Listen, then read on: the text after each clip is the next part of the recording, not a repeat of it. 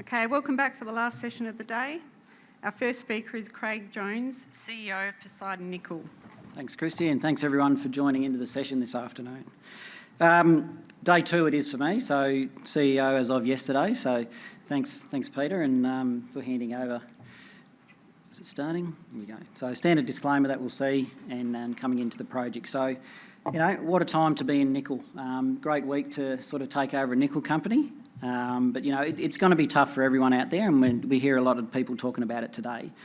But, you know, seriously though, it is an exciting time in the industry when things are tough. You get to tighten the purse strings and really think about, you know, how you're spending your money and getting value for dollar for what you're looking to do, and that's what we're planning on doing as well. So I know Matt spoke a bit this morning about the supply and demand of nickel, and I'm not going to jump into those because we all understand what's going on there.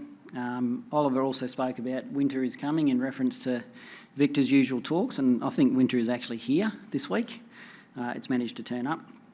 And then just previously in the last session, Hayden also spoke about consolidation, so I'll touch on that as well. So, but our assets, we've got about 420,000 tonnes of nickel across the three projects at Black Swan, Lake Johnson, and Mount Windara as well. So just moving through.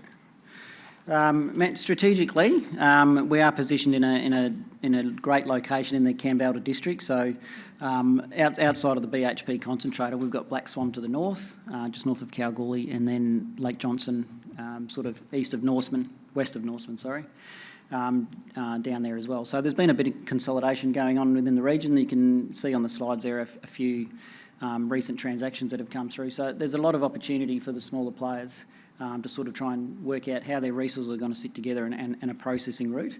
And you know, as I mentioned, we've got two concentrators. They are in care and maintenance. So with a relatively short lead time and a minimal amount of capital to get up and going, we could be running some concentrators very quickly. If you know we can get the resources together. So just as of last week, as I mentioned, it's the second day in the job as a CEO. So you know times are a little bit tough. So we're looking to sort of consolidate within the business. So as of the end of the month, you can see there's going to be a new board with Peter transitioning from the CEO to the chair, and Peter Michelli and Warren Hallam, you know, very technical focused operators as well. So they'll give me a lot of support doing that, and the executive team of Brendan and David. Brendan's here, David should be turning up this afternoon. So we're looking to consolidate what we can do in Perth and around on site as well, to save some of the money. And some of the initiatives we've managed to put into place or start to put into place, and we'll execute over the next month or so, is we'll get about $3 million out of the business on an annualised basis, which is going to help us, you know, continue to do some of the exploration. Just touching on this slide, back in November 22, we released the feasibility for a restart of Black Swan, and that was to create a smelter grade concentrate. Some very good concentrate properties there. You can see with the 15% nickel, less than 6% MgO. So some good products that we're looking to market there as well. And that was just one of the pillars of the vision of the company. So we're looking to get into production, and Black Swan was the primary focus for that. We also have other pillars of our vision of exploration and also some M&A activities, and I'll touch on those a little bit during the presentation as well. So that's what our project was looking like in November 22, and I just do want to touch on some of the costs that we sort of see across the industry as well. So when we put it together, it was a spot price of about $10.73 or something like that. But the break-even cost of the project, and we haven't updated these yet since November last year, but it was $5.90 a pound to produce. So that's what it's going to cost for the project to wash its face. So that doesn't include you know, the cost of capital or any additional funds for exploration and stuff like that. So, but that's when we're looking at things on a 100% payability basis. So I just wanted to get the point across. When we look at it at a payability terms, which, you know, we haven't locked those things away, but in the higher 70s, that sort of break-even unit cost is about $7.50. Today the nickel price is $8.30, so not very much of a margin to sort of operate in there. So we've got to make sure we're prudent when we do a restart. And as was mentioned, I'm an operator, I'm an experienced mine operator as well. So we've got to make sure we really understand the operation. So when we do turn it on in the right environment, we understand how it's going to operate, and, you know, make sure we can make some margin. So we're not, you know, having to go back to the market to raise some funds because we're falling short and we really didn't understand the products that we were producing. Here we go. So just touching on Black Swan. Historically, the Silver Swan underground mine has produced 140,000 tonnes of nickel. It's got about 13,000 tonnes of contained nickel in the reserve with Golden Swan and Silver Swan, and there's about 21.9 in the Black Swan's pit. And that's just to create a smelter grade concentrate. So that's using all the serpentinite material, which is historically what's been processed on site. Fortunately for us, and also which makes it tough as well, is half the resource is a talc carbonate material. So I'll touch on that when we're talking about our expansion project, where we're looking to process both the serpentinite and the talc carbonate material to make a sort of a rougher concentrate. So the benefit of doing that is we can essentially double the resource, which is doubling our mine life and sort of doubling the production. So there's a big prize in there for us if we can get that one to work. We did some drilling January last year to sort of increase the confidence within the pit. So some success came out of there as well, where we managed a 48% increase in the measured and indicated in the pit, which we also saw an increase in the grades as well. So we've tightened up the resource boundaries and really understood where these boundaries go, and they make sure we fit them into the mine plan.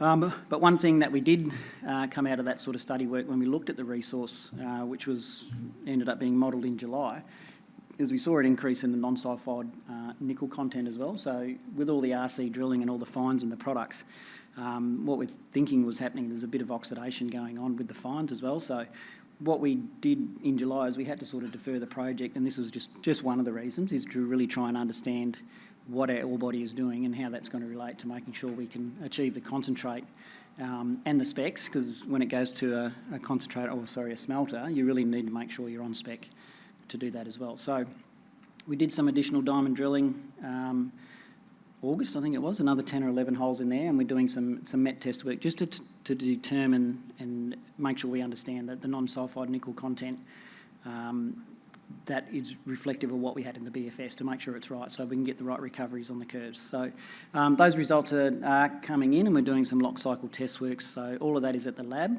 What we're seeing at the moment is encouraging, but until we get all the test results back, I won't elaborate on exactly what that's going to be, but it's certainly encouraging from what we're seeing at the moment.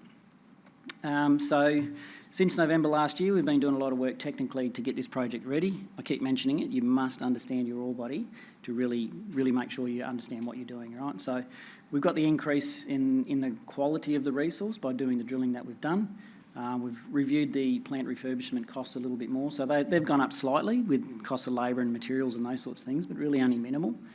We've got our mining approvals and works approvals all through for the project, so they're ready to go. But when we made the decision to delay the project in July, is based on a few factors, and you can see them there with inflationary pressures in the tight labour market. It is very tight for everybody looking to develop, or even just as an explorer to try and get labour. It is very tight at the moment. Accommodation shortage in Cal, I guess a lot of people talk about that all the time. We do have a solution in place. I can't confirm that it's going to occur until we make an FID and provide some capital to the person that's, or to the group that's got the ability to provide us accommodation for that. So that's well in place, but until we get an FID to the restart, we can't confirm all of that. And the power. Western Power is subject to all the fluctuations in the industry like everybody else, so they need to upgrade their transformers on their lines as well, so they need hardware and people to do that sort of work as well. So it was originally due for July or August in 24, but that's just got delayed a little bit to November, so it's only a few months delay, but that sort of helps with ties up with delaying the project in July, because you can't turn a mill on without power. And I touched on the additional metallurgical test work. So that's all at the lab at the moment, and we should have those results back by February. I touched on earlier about the expansion project. So pretty much half the resource is talc carbonate material, and you can't really process that into a concentrate that the smelters are like, which traditionally is what the project was modelled on, and that's what our BFS was done on in 2022. But we certainly are looking at the opportunity to mine the talc material and the serpentinite material together. So it sort of doubles the resource and doubles the production rate and gives us an extension in the mine life as well. We have been sending out some concentrate to some potential off-takers for that. And we are doing some more met test work to determine how that's going to operate through the plant. We expect to complete that PFS study later this year, but it's going to be subject to receiving some payabilities from some of these suppliers. So we're working with those suppliers, or potential customers rather, on what those payabilities might be like. Exploration, again, it's a second pillar of our vision as we grow as a company, is to look at exploration as well. So you can see the Silver Swan channel there and the Golden Swan resource that was drilled out a few years ago, and the Black Swan pit. So there is numerous targets still around Black Swan that we needed to drill. We recently drilled what's called Target 5, as you can see on the image there. So that was some EM plates that were on the surface loop from about 2006. We tried to follow them up, and unfortunately couldn't find any mineralisation or any EM plates around them. So, but it doesn't mean there's no more exploration to do. It's just moving on to the next target down there. So that's our Black Swan project.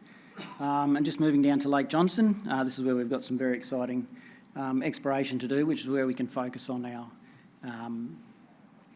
second pillar of our vision as well. So it's an historical operation. There's about 50,000 tonnes of resource still sitting at Maggie Hayes, and it's got a 1.5 million tonne plant sitting down at Lake Johnson again. So it needs some refurb work that can be done relatively quickly. So Emily Ann and Maggie Hayes were sitting on an eastern ultramafic contact, and there's a 14-kilometre strike length of a western ultramafic contact, which has been known about for a long time, and it's had some early stage work done on it, but we did some drilling there earlier this year and identified some indicators of where some channels can be. So it was sort of early stage AC and RC drilling, which has allowed us to sort of hone in and try and find some targets there. So we've got a bunch of targets along that 14-kilometre strike length, which we're looking at. The best one that we can see at the moment is Maggie Hayes West, and you can see this zoomed in there, so it's a potential channel. And we've got all the indicators with the nickel-chrome ratios and some high MgO that we can sort of see in there. And, there's a hit of up to, a 1%, nickel hit within there as well. So we're going to be looking to drill in there. You can see where the lines are spaced out. We're actually got a drill rig turning up on site today. We'd recently approved PRW is going to start drilling tomorrow to just, sort of hone in and see if we can find where this channel is, and then, look to the next stage of the exploration to, hopefully find some massive sulphides within that channel. And then just touching on Windara, other project further north. Again, there's about 150,000 tonnes up there. It's a historical project, most of you are probably aware of.